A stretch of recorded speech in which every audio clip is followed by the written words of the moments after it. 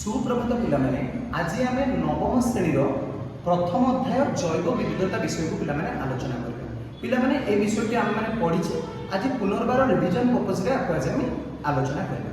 पिलामाने देखो तुम मान पई किछि प्रश्न एठी लिखिछि जो प्रश्न को आम आलोचना करिया। पिलामाने प्रथम प्रश्न आम पाखरे अछि जैव विविधता कहले आम कोन बुझुछि। पिलामाने ये जो वर्ड टे अछि जैव आउ विविधता, जैवर अर्थ कोन?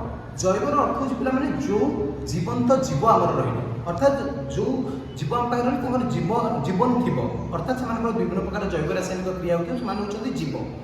विविधतार अर्थ कौन? विविधतार अर्थ हूँ भिन्नता।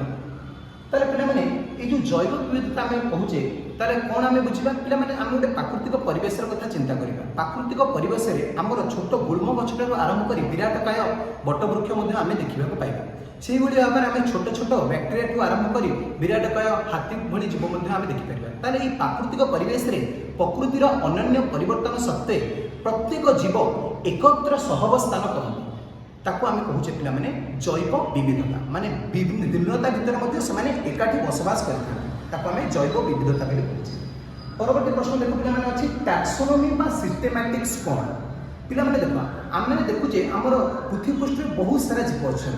वैज्ञानिक मैंने तो आकलन कर 15 लाख अधिक जीवजाति अच्छा अनुमान कर समस्त जीवजाति को आम जानवाई कौन हम से सामंजस्य और पार्थक्य को आमको विचार को नवा पड़ो और से समस्त पार्थक्य और विचार को लेकिन से श्रेणी विभाग पे से श्रेणी विभाग जो कर वैज्ञानिक भाषा आम कहूचे टैक्सोनोमी बा सिस्टेमैटिक्स। से भाव में देखा पे तृतीय प्रश्न पृथ्वी प्राय केते लक्ष अधिक जीवजाति अच्छा पे वैज्ञानिक मैंने अनुमान करते आमर ये पृथ्वी में 15 लाख अधिक जीवजाति अच्छा।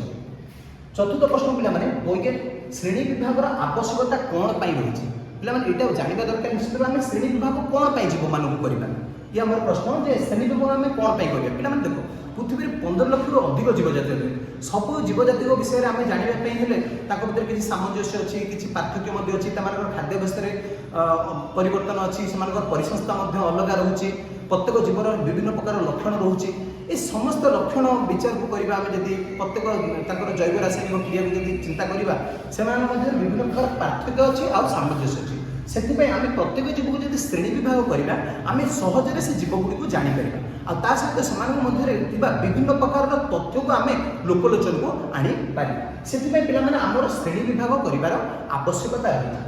परवर्ती प्रश्न पे देखा 5 नंबर श्रेणी विभाग पद्धतिर जनक किए? पे स्वीडेन जड़े सुनामधन्य वैज्ञानिक होती कैरोलस लिनियस।